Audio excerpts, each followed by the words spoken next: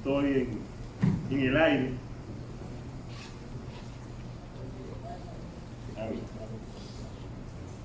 Amén. Dios nos bendiga. Amén. Contento, muy emocionado de estar con ustedes en este tiempo. Si acaso ustedes dicen que han sido bendecidos con las intervenciones y conferencias que yo he dado, realmente para mí esta ha sido una gran experiencia y yo he sido bendecido enormemente, exponencialmente. Yo he sido bendecido por el Señor en esta comunión que en su gracia Él me ha permitido tener con ustedes. Yo me siento muy feliz de compartir la palabra de Dios con ustedes, los desafíos que tenemos por delante con ustedes, que son también mis desafíos, y creo que Dios nos va a respaldar para enfrentarlos con éxito. La preocupación mía cuando tengo la oportunidad de participar en actividades como esta no es qué tan bien ustedes se sienten, aunque deseo que se sientan muy bien, pero esta no es la meta suprema. La meta suprema es qué tanto le queda y qué tanto les sirve lo que yo pueda compartirles a ustedes a través de estas exposiciones. Y realmente lo que más me satisface es que me suceda lo que me pasó la vez anterior en que estuve aquí, que me encontré con algunos hermanos que casi ni lo reconocía y me decían: usted fue el predicador que dijo tal y tal cosa allá en La Vega. Eso realmente emociona a uno. Uno dice, bueno, vale la pena, aunque sea de manera pausada y lo más pedagógicamente posible, tratar de hacer de que la palabra de Dios llegue a la gente y estos recursos se conviertan en una herramienta para la gente poder vivir. Y en esta mañana yo quería saber, o quisiéramos un ejercicio, a ver si ustedes se saben de memoria, porque es un recurso. Yo no creo mucho en lo memorístico, pero sí hay que tener ese marco de idea presente en la mente para desarrollarla, darle impulso y moverla hacia las acciones. Yo creo en eso. Entonces, yo quisiera que hiciéramos un ejercicio, a ver cómo andamos en eso. Yo quiero que el marco teológico fundamental para todo creyente, ustedes lo reciten a coro cuando yo le diga. Cuando yo diga uno, ustedes dicen el uno. Cuando yo diga dos, ustedes dicen el dos. Y cuando yo diga tres, ustedes dicen el tres. Hagan un buen coro, que ustedes son buenos. Vamos. Uno. Dos. Tres. Dense un aplauso.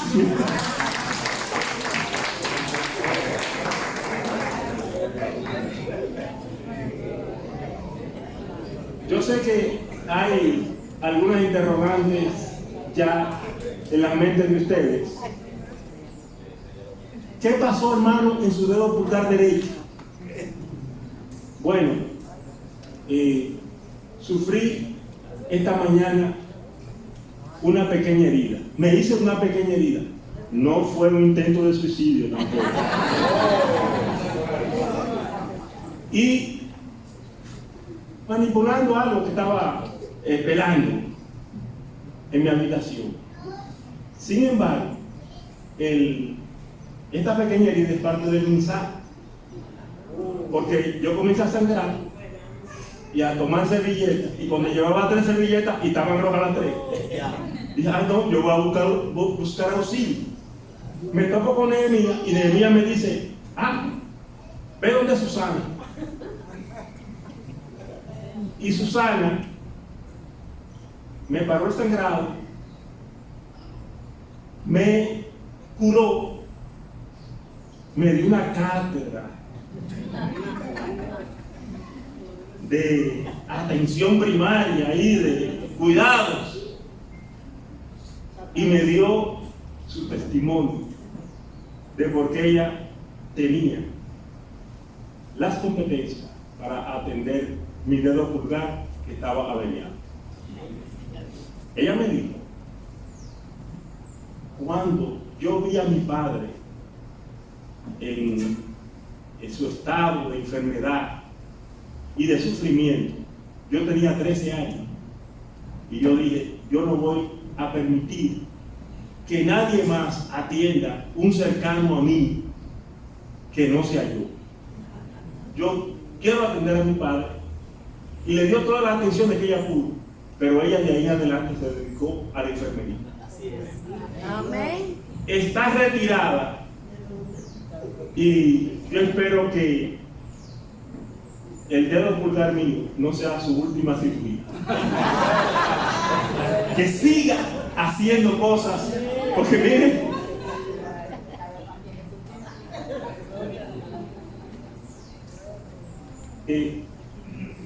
y yo estaba precisamente en ese momento estudiando la pertinencia del servicio,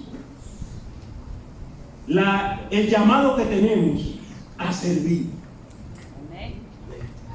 Y lo estaba comparando con ese afán que nosotros tenemos de estar en el púlpito, de estar entre las multitudes.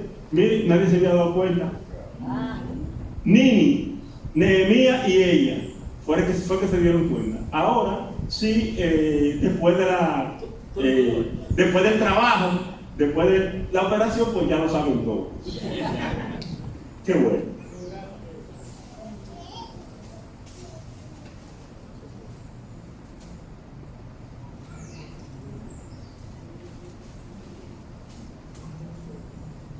El tema de hoy, un tema parecido, casi igual al que de manera general yo traté desde este mismo lugar en el 2009.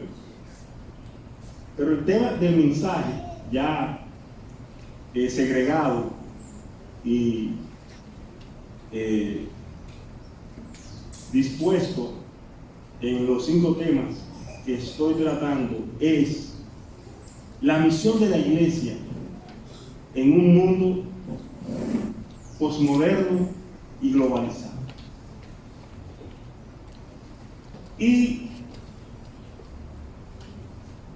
yo voy a ir quizás en el sentido pedagógico más asimilable, porque hay aspectos que yo quiero que lo entendamos todos.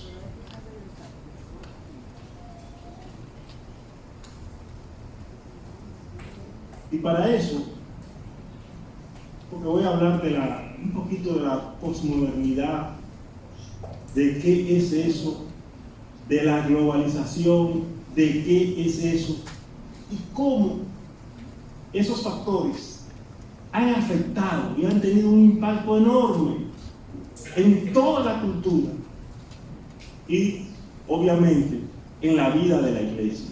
Y cómo, entendiendo esos fenómenos globales, históricos, de la cultura, nosotros podemos continuar respondiendo con el Evangelio de Jesucristo a estas tendencias, a estas fuerzas que de veras tienen bastante incidencia en toda la vida y toda la sociedad.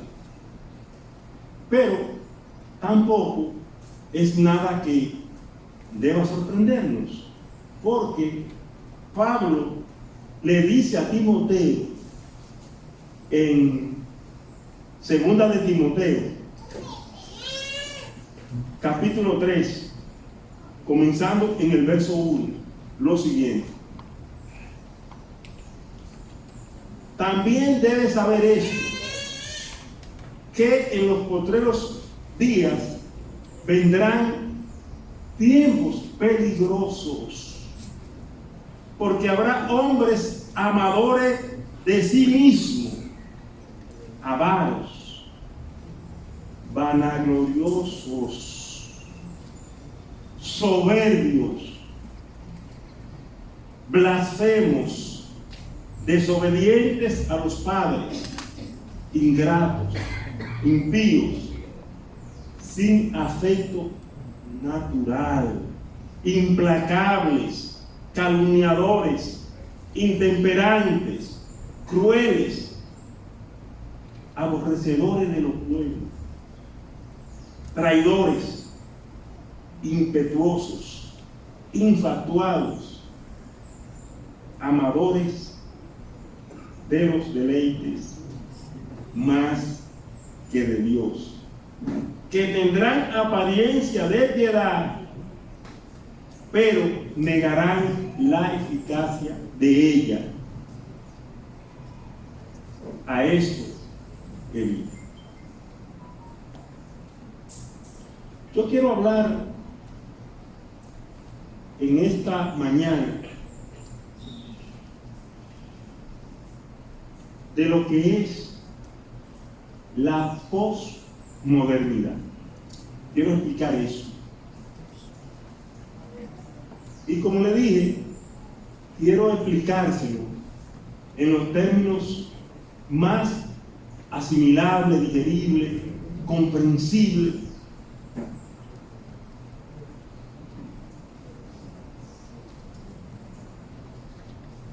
A finales del siglo XIX, la sociedad mundial, el mundo, fue transformado por los descubrimientos, por los avances de la tecnología y la ciencia. La razón aplicada a el conocimiento, ¿no?, aplicado a la realidad, trajo transformaciones. El buque de vapor, el ferrocarril, el transporte, las comunicaciones, todo el entorno mundial se transformó, cambió. Eso fue el resultado de que a través de las ciencias físicas, las matemáticas, los conocimientos, lo aplicaron a la realidad objetiva, a lo que era visible, a lo que era palpable, y el ser humano logró, para su beneficio, transformar esa realidad. Eso trajo el progreso, eso trajo grandes cambios sociales. Pero como el hombre vive en sociedad, necesitaba cambiar las relaciones que lo unían, el orden social en que disfrutaban de estos conocimientos, de estas tecnologías, de esta ciencia. Y trataron de aplicar los mismos conocimientos que se aplican desde las ciencias físicas, trataron de llevarlo a las ciencias sociales y políticas. Y pensaron que así como se podía hacer y transformar una máquina y darle toda esa configuración de exactitud y perfección donde se pueden predecir resultados, esas mismas ideas, ese mismo razonamiento podía aplicarse a la construcción del orden y el aparato social. Entonces se pensó que así como una máquina es el resultado del trabajo y la aplicación de un hombre, de los conocimientos y los recursos conocidos, esas mismas premisas, esas mismas técnicas podían aplicarse a la sociedad y el hombre podía crear una sociedad y un hombre conforme a esos criterios. La idolatría comenzó a tomar un auge inusitado. ¿La idolatría de qué? De la ciencia, del progreso, de los avances. Entonces surgió la tendencia casi dominante de que en un crecimiento tan vertiginoso, tan preciso, tan auspicioso de la ciencia, la idea de Dios por fin debe cesar. Una de las cosas que ante tantos avances no se debe seguir propagando es que Dios es el que dirige la cosa aquí, cuando nosotros podemos hacer tantas cosas sin que notemos la intervención de Dios. Esa idea trajo ideología como el marxismo, que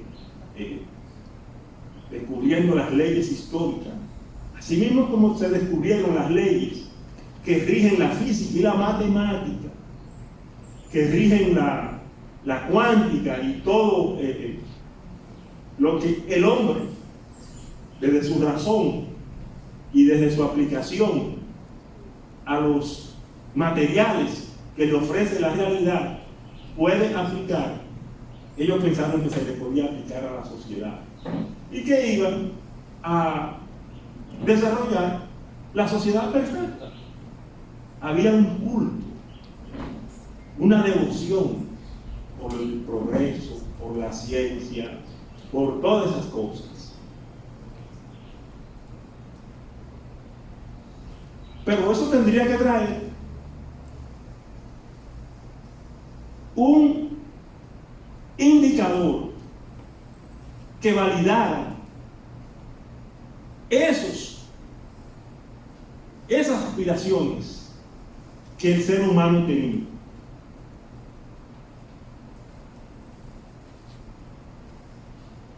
¿Qué era eso? Para que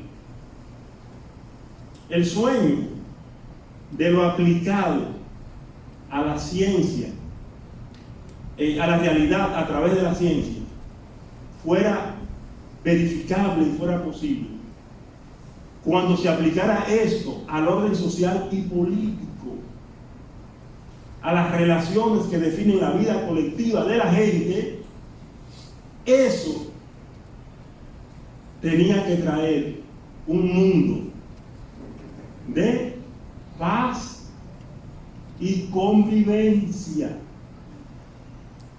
una transformación del ser humano en un ser que verdaderamente respondiera a las aspiraciones más supremas que tiene el ser en sí mismo.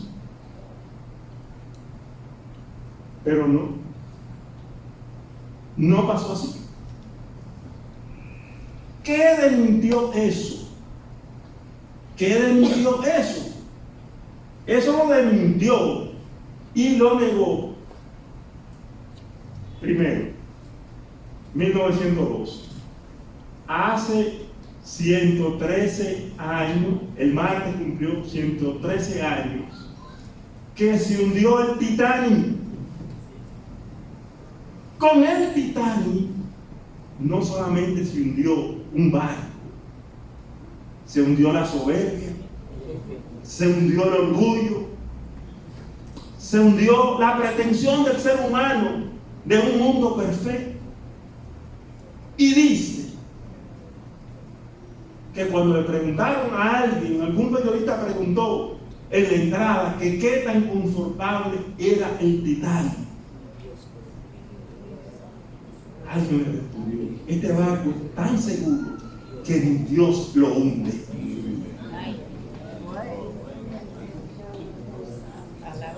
Y 2 días después de zarpar de Escocia, ese barco se hundió. Y dicen los conocedores y los historiadores que el barco se hundió, ondulaba su descenso con las melodías de la orquesta que tocaba en la proa: cerca de ti, Señor. Aún en medio de los momentos más difíciles y duros, hay gente que puede alabar a Dios, que puede glorificar a Dios. Y ahí está ese dilema del Titanic. Pero con el Titanic se hundió una de las pretensiones más soberbias que podía exhibir el hombre.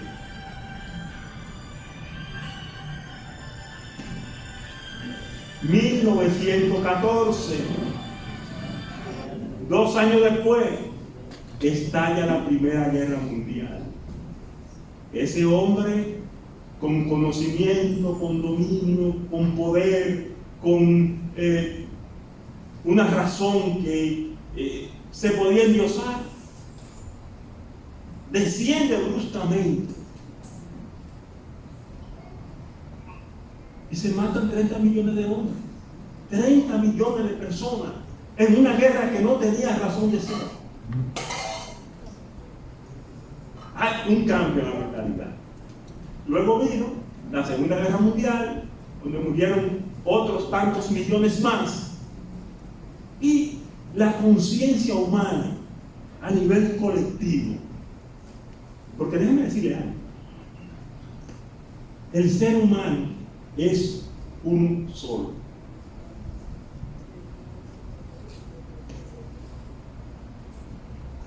O sea, ¿qué le digo? Si nosotros hacemos así y tomamos la historia de la humanidad completita,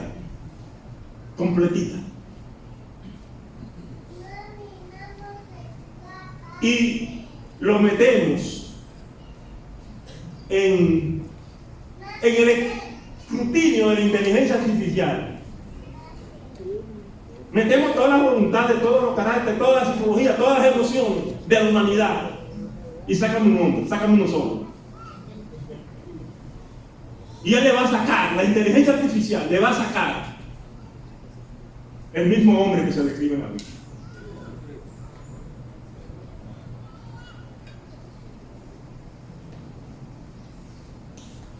Oigan esto, señor: una unidad. Pero esa unidad a nosotros no tiene que venir la inteligencia artificial a decirnos, a describirnos. Nosotros la sabemos. La palabra de Dios dice que el hombre es hecho a imagen y semejanza de Dios.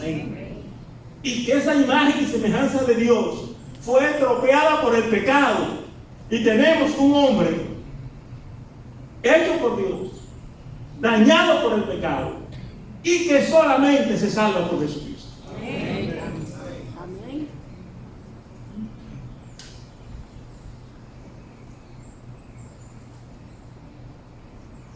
Dice San Agustín que el ser humano tiene un vacío en forma de Dios que solo Dios puede llenar. La única respuesta capaz de llenar lo que le falta al hombre, de completar al hombre, de humanizarlo plenamente, es el Evangelio de Jesucristo. Amén. Por eso yo no creo en más nada Solamente creo en ese evangelio y por eso lo predico. Gloria a Dios.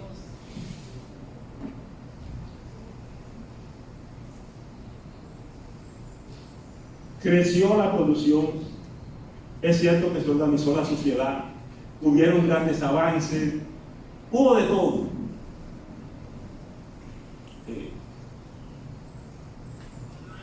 Europa se recuperó. Se tomaron grandes iniciativas. Los protestantes jugaron un papel extraordinario, no reconocido ni difundido, en la reconciliación de los países y su posterior recuperación después de la Segunda Guerra Mundial.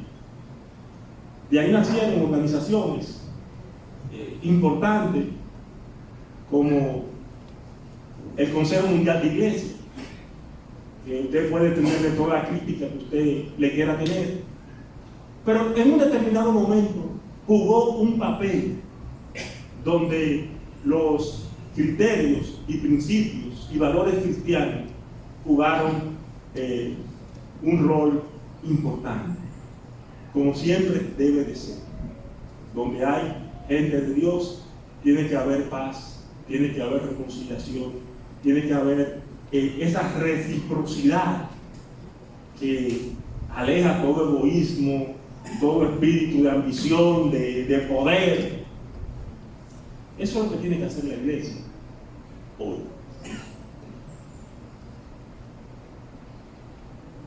Pero tanto la tecnología como el desarrollo de la ciencia altera la cultura y el comportamiento social. La sociedad de hoy no es la sociedad de los 90. La sociedad de los teléfonos colgantes no es la sociedad de los celulares. De alguna manera, la técnica cambia el curso de la cultura. Y eso lo estamos viendo. Pero había una conciencia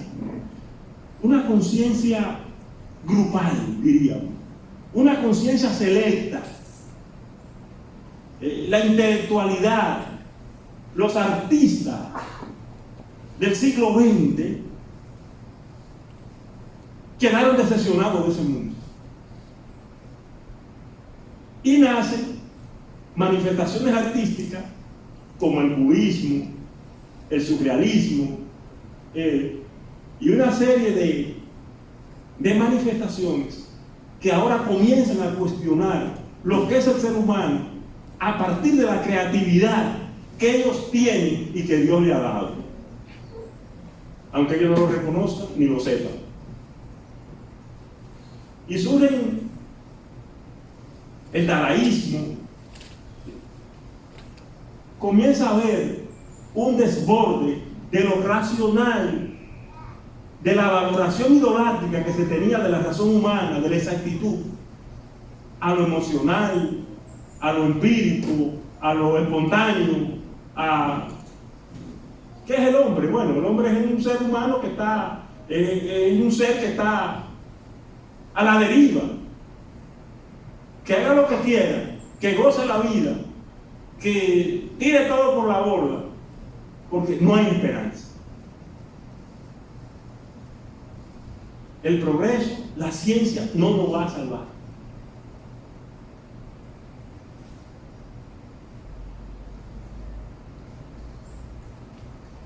Y hay una tendencia a denegar la vida a través de lo mismo que es el ser humano. El arte se dedica a contradecir. Ya no se pinta la naturaleza, ya no se pinta el paisaje que habla de la creación. Ahora lo que se pinta es un arte introspectivo, el arte que tiene que ver, el arte abstracto, que tienen que ver con el sondeo, la introspección freudiana de lo que tenemos adentro, y salen muchísimos monstruos y muchísimas cosas y muchísimas feuras.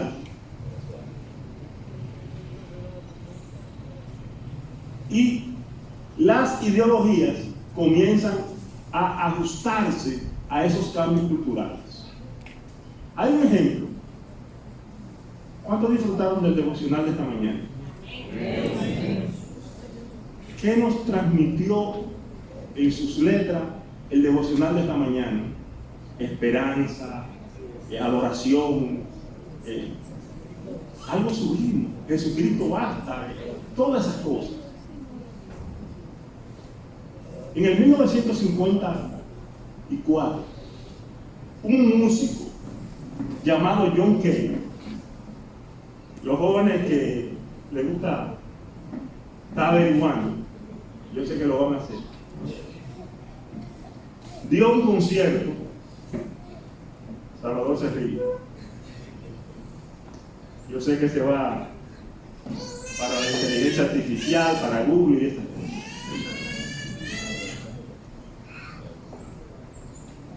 En 1954, ese músico John Cale, en un tiempo de rebeldía, en un tiempo de decepción, de desilusión, de provocaciones, de irreverencia, de todo tipo, él dio un concierto. 4:33 se llama el concierto. 4:33. ¿Ustedes saben qué significa 4:33? Que el concierto duró 4 minutos y 33 segundos.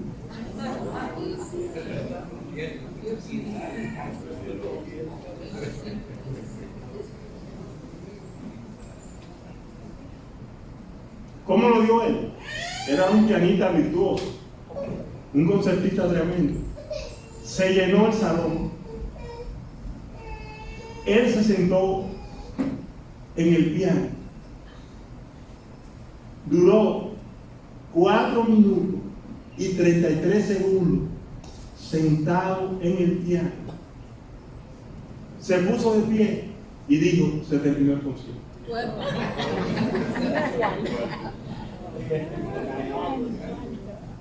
Pero eso tiene un mensaje subyacente y responde a una ideología, a una filosofía que comienza desde el mismo arte a atacar el arte, porque todo arte es una manifestación de Dios, de una propiedad de Dios, que es creador. Y si el hombre es hecho a imagen y semejanza de Dios, todo lo que el hombre hace es una reproducción, es una réplica, es una extensión y afirmación de lo que Dios es, de lo que Dios es. Entonces, hay un empeño en negar a Dios a través de la música, del arte, de la sociedad, del consumo de droga, del placer, de la destrucción de la familia. ¿Ustedes saben cuál era la filosofía subyacente en este concierto? Cualquier cosa que suene, una lata vieja que se le cae a alguien en la calle y produce sonido, ya eso es arte. Todo lo que se da fortuito y produce sonido, ya eso es arte. Esa era una agresión a la capacidad creativa, desde la creatividad a la capacidad creativa del hombre. Pero no es un hecho aislado, es una negación del ser humano mismo.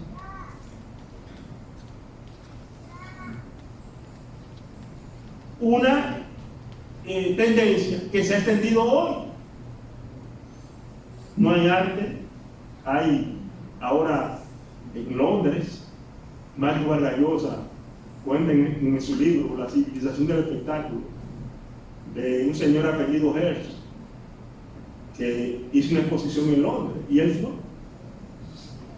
¿Qué había en la presentación? Una vaca, la cabeza de una vaca, en sus huesos, una vacinilla, una serie de objetos en desorden tirado ahí. Esa es la exposición. Lo grande es que había que pagar para entrar y se llenó.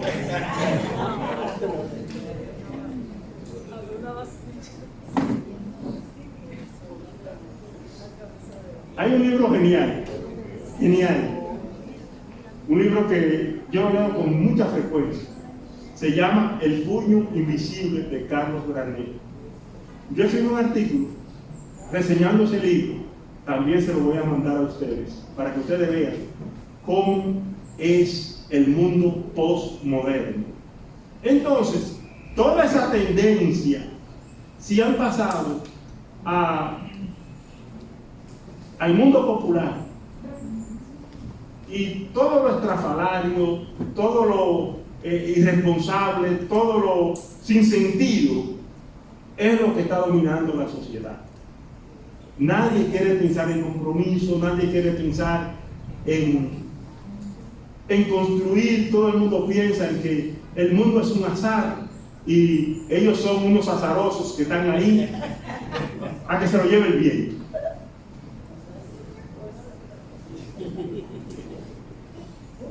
Y esas son manifestaciones que ustedes la ven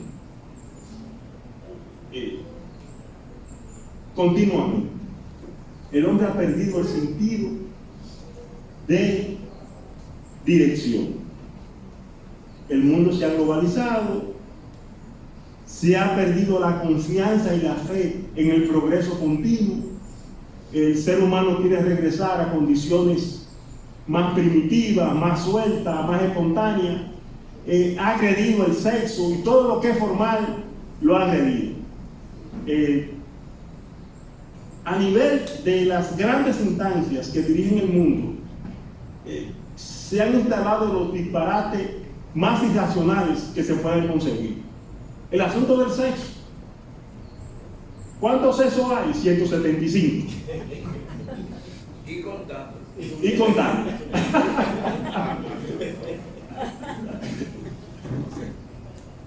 La realidad es, claro, ha sido tan desaforada, tan desacertada, tan loca la idea, que son muchos los que se están retirando de eso. Espérate, ya no siga por ahí porque yo no puedo aceptar eso. Y han caído y hasta se han convertido. No, vámonos con la verdad. La ideología no puede contradecir la biología. La biología dice que son dos sexos, mujer y hombre. No hay manera. Por más que lo disfracemos y por más que queramos crear una cosa que no existe, no es admisible esa. Y hoy tenemos esa gran confusión. Ahora, eso ha tenido su impacto en la iglesia. Hay una iglesia que privilegia lo emocional y lo racional, irracional. Y en base a eso, en base a una subjetividad, crean tendencias y corrientes. Y para mucha gente no es tan importante sujetarse a lo que dice la Biblia como, llamándose religioso, crear corrientes, movimientos, denominaciones y cosas extravagantes. Y ha surgido con la posmodernidad el individualismo, la competencia, la lucha feroz por destruir y desplazar al otro. Y eso se ha manifestado en muchas iglesias. Hay muchas iglesias y hermanos y gente que lo que tienen es, bueno, Su meta es ser grande, ser poderoso, tener dinero. Y la esencia de lo que es la iglesia se ha diluido en toda esa corriente. Hace un mes estaba yo trabajando con un hermano que se llama Carlos Alfredo Vallellanes. Es un tremendo hermano en lo que tiene que ver con plantación de iglesia. Y estábamos trabajando el plan estratégico de la plantación de iglesias para el Caribe. Ellos son una fundación grandísima, global, que está plantando iglesias de verdad. Y estábamos analizando las estadísticas para proyectarlas para el futuro. El año 26 por ahí y otros. Un plan a mediano plazo. Y se está hablando de las plantaciones de iglesias en República Dominicana. Estamos creciendo en eso. Iglesias. Cuando hablamos de plantaciones de iglesias, no estamos hablando de templos lujosos, grandísimos, con muchísimas cosas, iglesias sembradas en la comunidad. Iglesias vivas. Iglesias que tienen una esencia y una conexión interior y con Dios verdaderamente desafiante. Y que en Surinam, que en Cuba, que están creciendo. Él es puertorriqueño, Alfredo Vallellanes. Y cuando vamos a trabajar el crecimiento de las iglesias en Puerto Rico es el país que queda más reducido, más abajo en las estadísticas de plantación de iglesias que estamos analizando en todo el Caribe. Y él, que es puertorriqueño, le dice a alguien, pero Vallellanes, no están creciendo las iglesias en Puerto Rico. Dice, ¿qué podemos hacer para plantar más iglesias?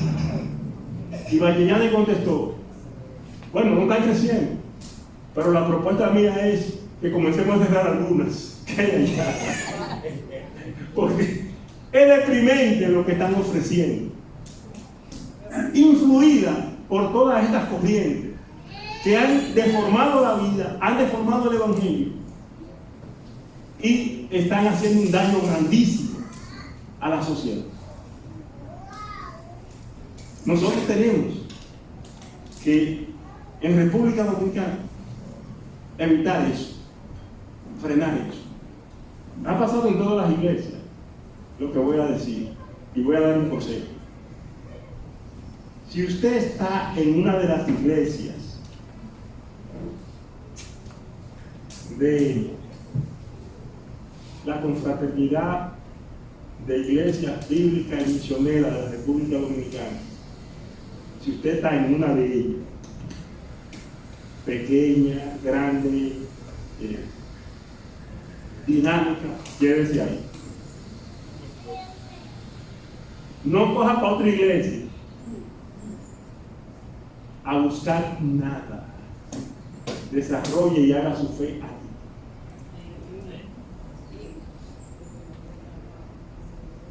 Si en algo ustedes no se equivocaron con la invitación del predicador, es que el predicador no viene a buscar miembros. Yo vengo para que ustedes sean mejores. Amén. Y mantenemos buenas relaciones. Pero yo no quiero un miembro de aquí en mi iglesia. Quédese aquí. Y cuando usted quiera conseguir un saborcito diferente y cree que yo lo tengo, invíteme. Pero sigue trabajando ahí. Amén. ¿Por qué? Porque hay hermanos que siguen gente. Y de esta iglesia se ha ido gente atrás de otra. No entiende su llamado ni su propósito aquí. De la iglesia que yo dirigía, no era pastor, pero dirigía muchos aspectos. se fue un hermano.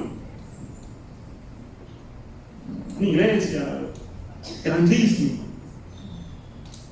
Muchas luces, muchas cosas. Y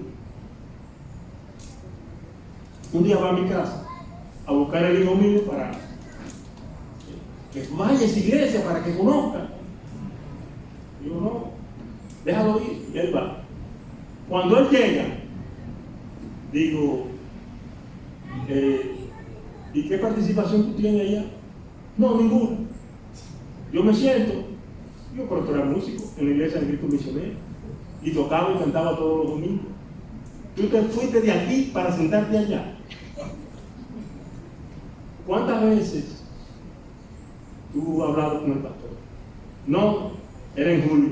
Tengo una cita para septiembre. Digo, barbarazo. Cuando tú puedes hablar con Abraham menos todos los días y hasta comer en su casa, te fuiste para allá. Volvió para atrás. Sí, porque, señores, no es la parafernalia, no es el lujo, no es el brillo, es el contenido lo que usted anda buscando en su iglesia.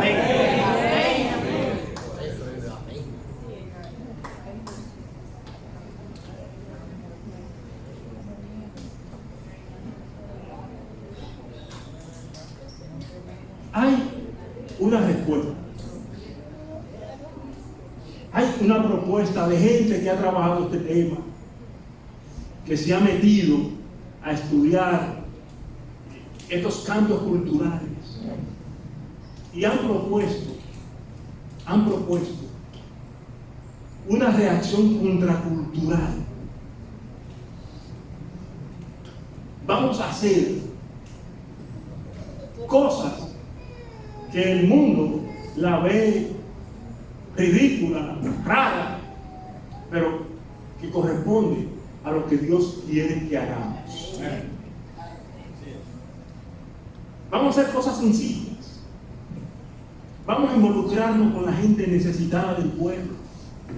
Vamos a llegar hasta la gente que tiene necesidad y vamos a suplirla, no solamente con el evangelio oral, sino con acciones que lo dignifiquen, que lo ayuden, que lo hagan entender que son seres humanos. Vamos a desarrollar, como dice mi amigo Harold Segura, una ternura que humanice la fe y redima la vida.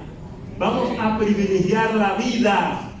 Vamos a crear espacios de acercamiento, de confianza, de solidaridad, de amor, de ternura en todos los lugares donde nos movamos.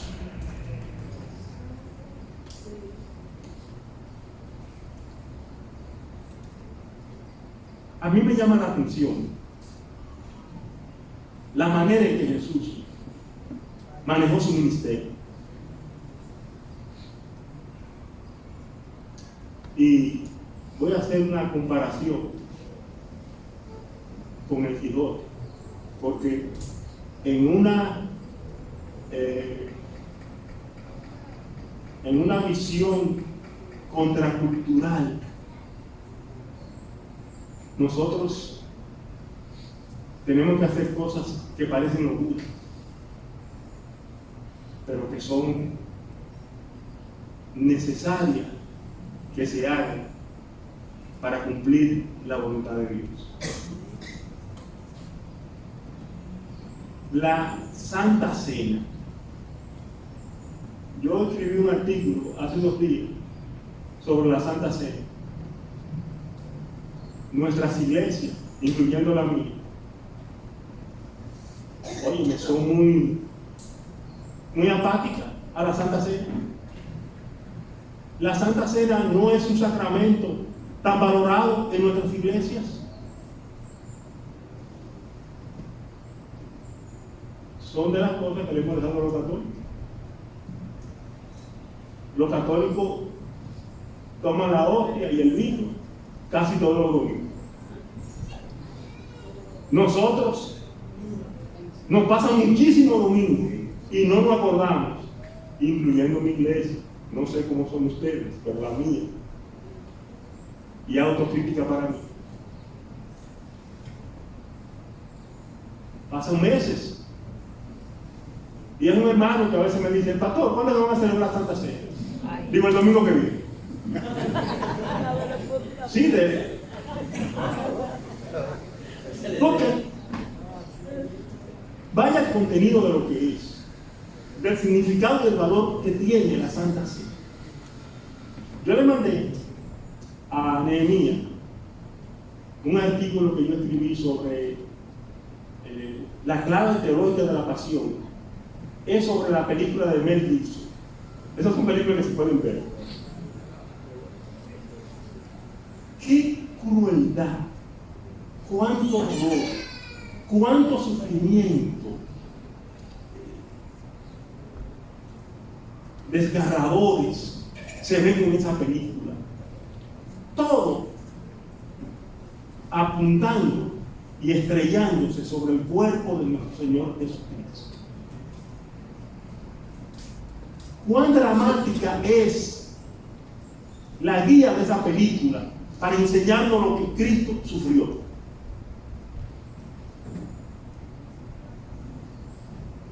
La gente sale estremecida, dolida, profundamente conmovida cuando puede ver la película sobre la pasión de Cristo, de Mel Gibson. Y yo digo en ese artículo que esa película es interesante porque es muy realista, porque Cristo llevó un sufrimiento inmenso cuando murió en la cruz del Calvario.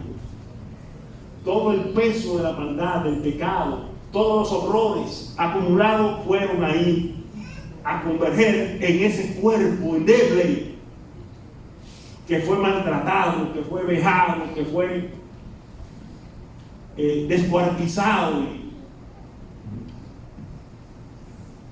Y él dice, antes de ir a ese suplicio, coman este pan y mastíquenlo, así como mi cuerpo va a ser machacado, va a ser triturado, va a ser sometido a un duro sufrimiento para que ustedes lo saboreen y sepan y tengan en su propia fisiología, en su propia anatomía, un símbolo de lo que yo he sufrido. Y voy a sufrir por ustedes, porque ese es mi cuerpo. Y lo que sale de ahí, el jugo que me van a sacar es mi sangre. Bébanse ustedes y saboréenlo, para que sepan que ese es el sacrificio que yo estoy haciendo para ustedes. Para sacarlo de su estado de perdición, de pecado y maldad, y llevarlo a una posición. Hagan esto en memoria de mí. ¿No es interesante eso? Háganlo en memoria de mí. Y tengan presente que con esto anuncian mi muerte, pero también mi regreso. Amén. Mi venida. Es significativa la Santa Cena. Háganlo siempre en memoria de mí. Acuérdense de mí. Nosotros somos mal agradecidos. No sacamos el tiempo para recordar. Celebramos muchísimas cosas. Y no hay cumpleaños que se nos pase. Pero la muerte de Cristo la tenemos en un segundo plano. Ojalá la recuperemos y le demos valor. Yo digo que los católicos no han quitado eso, porque hasta la Santa Cena de Vince, para mucha gente católica es. Yo estoy loco por un cuadro de eso en mi casa, pero no me atrevo a ponerlo. Se descarrió el hermano. Pero eso es arte. Un arte válido. Un arte de un artista que en su estado de desesperación estaba buscando una unidad, un punto de apoyo para su época. Era un matemático, era un versado, pero no encontró un punto de apoyo filosófico, artístico, que le permitiera afincar y definir su vida.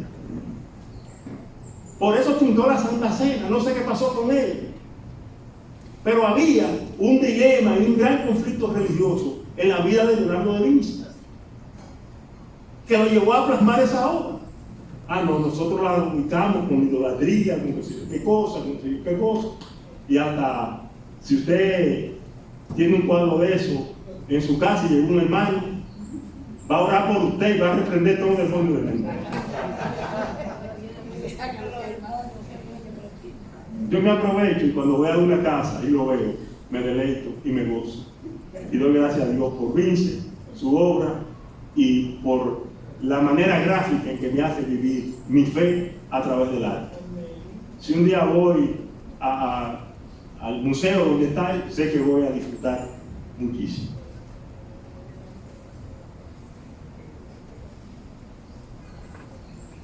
¿Ustedes recuerdan qué hizo Jesús cuando terminó de impartir y comer la Santa Cena? ¿Ustedes recuerdan qué hizo? ¿Qué hizo? Se queda.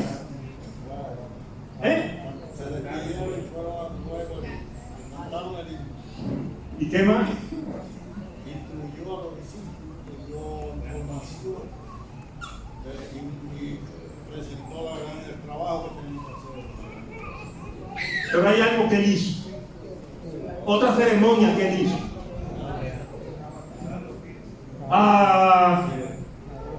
Dice que él se paró a lavarle los pies a los discípulos. Vamos a hablar de esto. Vamos a hablar de esto porque esto nos permite conectar la trascendencia, lo grande, con lo local, con lo doméstico, con el compromiso. ¿Dónde dice la Biblia que lavar los pies es un sacramento o es una cosa religiosa? Lavar los pies era una actividad profana de la calle, era una costumbre. Una atención a la gente, nada más. Llegaba a mi casa cansado, por las piedras del camino, con los pies malolientes, cenizo, polvoriento, enlodado. Exactamente, todo eso. Es como fregar ahora. A las mujeres no les gusta fregar. Bueno, porque hay que embrujarse con toda esa grasa, con todas esas cosas. Eso era mismo, un fregado. Un fregado, un lavado, un planchado. Es más, era un poquito más rebajado. Lavar los pies. Tenía un aspecto que es interesante que recuperemos. Usted le puede lavar los pies a una gente de pie. ¿Qué tiene que hacer?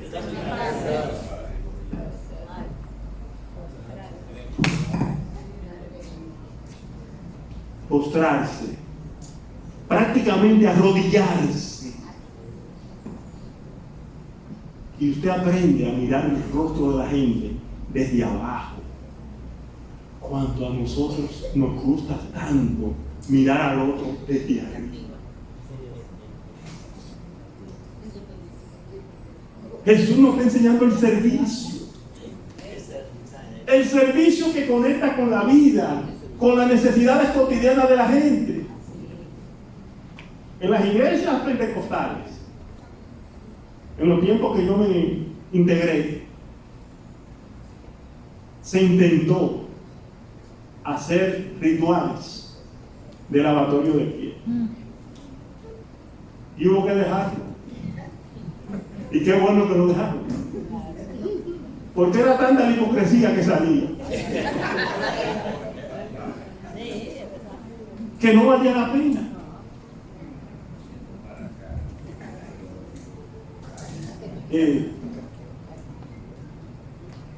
No es un ritual religioso, es un compromiso con la vida, con la salud, con el bienestar, con la atención, con el cariño, con la simpatía, con el empoderamiento con la gente.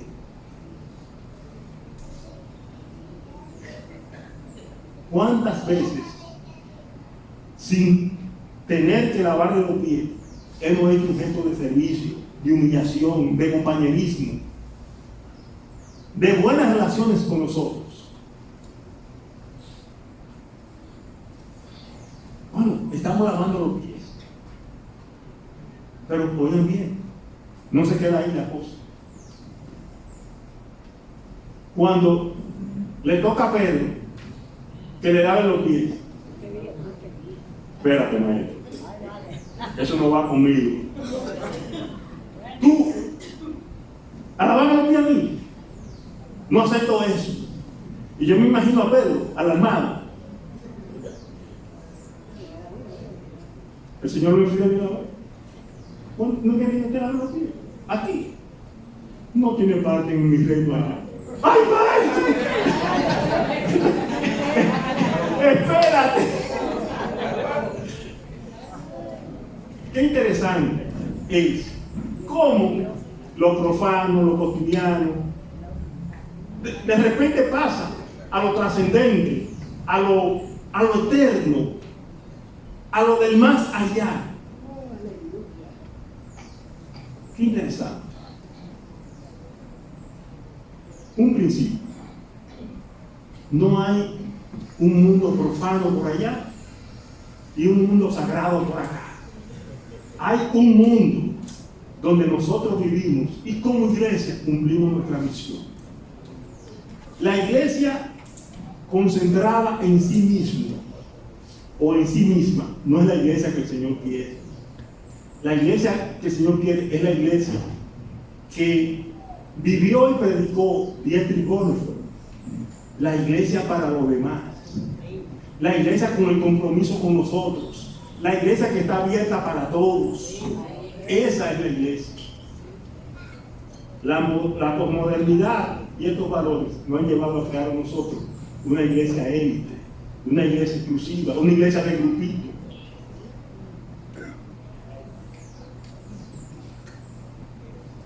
Una iglesia que se mata por los cargos, pero que ignora el servicio. Y el liderazgo es, el verdadero liderazgo es, no descubrir un puesto para pelear por él, sino descubrir una necesidad y decidir suplir. Eso es liderazgo. Nosotros tenemos que desarrollar un liderazgo de servicio, un liderazgo de amor, un liderazgo de compromiso.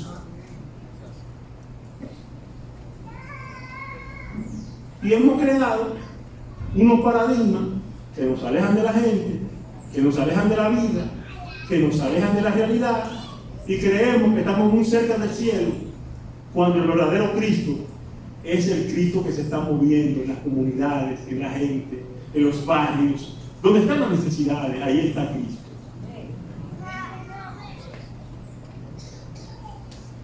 Debemos estar en esos lugares y participar y gozar y disfrutar con la gente humilde, con la gente del pueblo, con la gente que tiene necesidad. Aprendamos a escuchar, aprendamos a vivir con las necesidades y a suplir.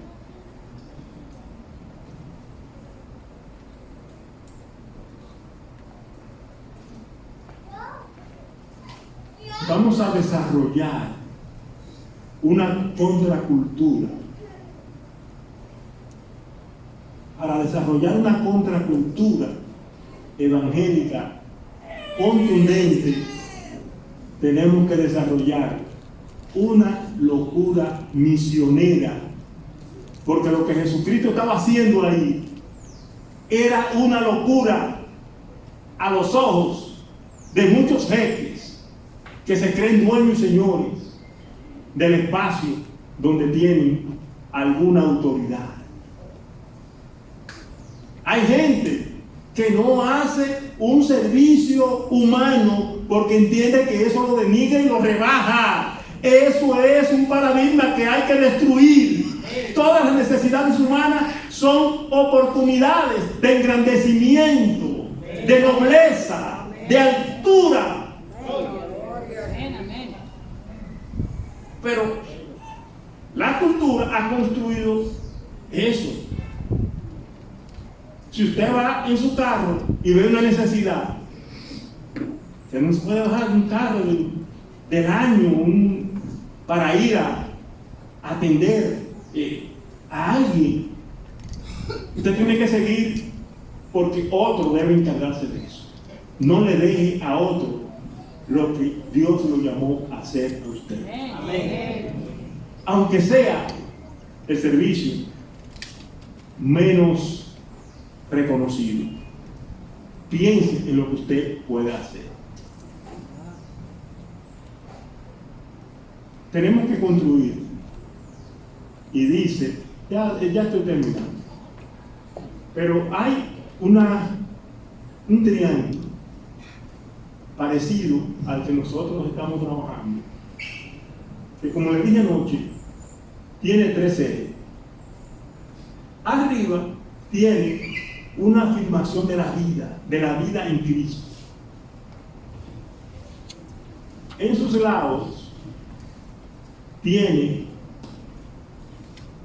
una experiencia de comunidad. Y debajo tiene una conciencia de trascendencia.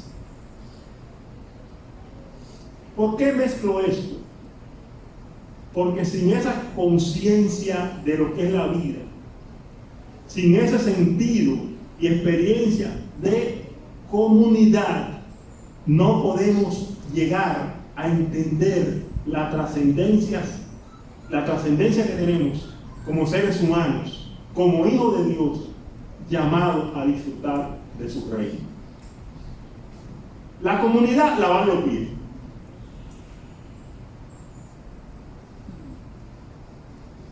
El sentido de trascendencia: si no te lavo los pies, no te veo allá.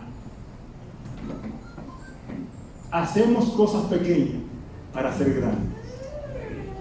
Y hay mucha gente que cree que hay que hacer cosas grandes para ser más grandes.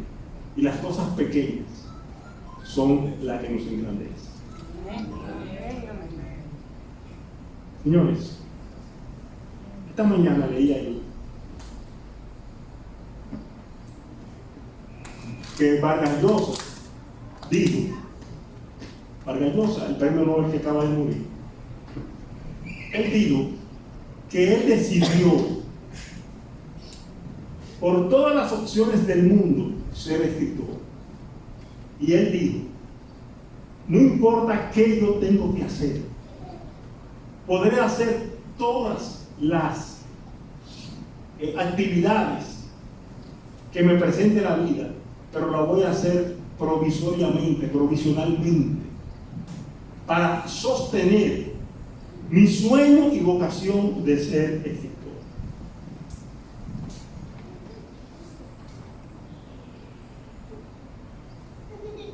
Parece una locura.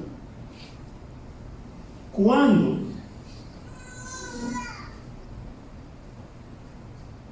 Don Quijote se estaba muriendo, llamaron a Sancho.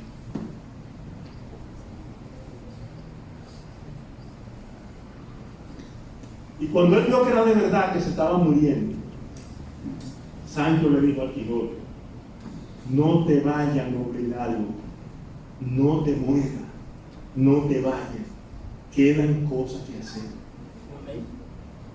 Tú no puedes vivir muriendo. Y hay gente que consiguió un título en la universidad,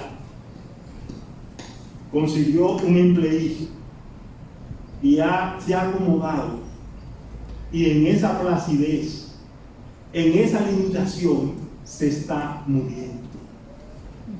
Dijeron: ya yo llegué, ya yo terminé. Y no se han dado cuenta que es el tiempo de vivir, es el tiempo de desarrollar un proyecto de vida, es el tiempo de continuar. Usted no ha llegado, usted está en el camino. Usted se muere si quiere. Pero hay mucha vida y muchas cosas que hacer. Y comprométase con ella hoy. Diga, Señor, ¿cuál es mi desafío? ¿Qué es lo que yo debo hacer? ¿Qué me falta más por completar que yo quiero hacerlo? No se acomode en la cama. Levántese y emprende el camino, aunque sea declinando, pero camine. Muérase en el camino, no se muere en la cama.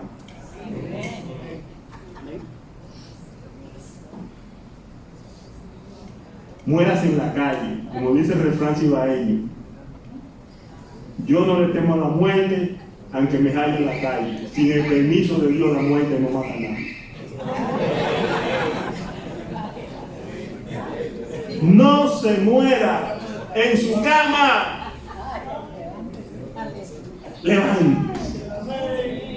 Y aún en la cama, si usted tiene vida, puede dar consejo, puede organizar su familia, puede respirarse con victoria y puede dejar un testimonio poderoso. Pero no se muere en vida. Siga hacia adelante. Susana, acuérdate, cuando me estaba arreglando mi herida, que no era de muerte, por cierto. Yo duré 35 años en tal sitio. Después duré qué sé yo cuánto en la Procuraduría trabajando con presos. Ahora estoy retirada, estoy sirviendo en la iglesia. Y ahora te estoy curando esta herida que tú te diste. ¡Gloria a Dios! Porque hay vida. No se mueran en el camino. Sigan adelante, que hay esperanza. Hay muchos retos, hay muchas contradicciones, pero hay que seguir adelante. El Señor le bendiga.